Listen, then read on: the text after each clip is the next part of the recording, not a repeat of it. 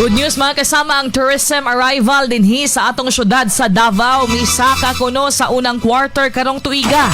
Anyang report ni Radyoman Karin Beltran. TXDC Radyoman Report. Misaka og 19% ang gidaghanon sa mga turista nga bibisita sa Davao City sa unang quarter sa tuig kumpara sa samang panahon miaging tuig.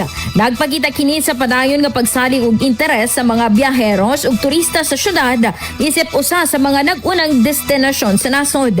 Sumala sa Davao City Tourism Operations Office kon CTOO, ang datos gibase sa mga report nga gisumite sa mga hotel sa syudad nga naghatag og opisyal nga hulagway sa ihab sa mga bisita nga nagpuyo sa mga accommodation establishments.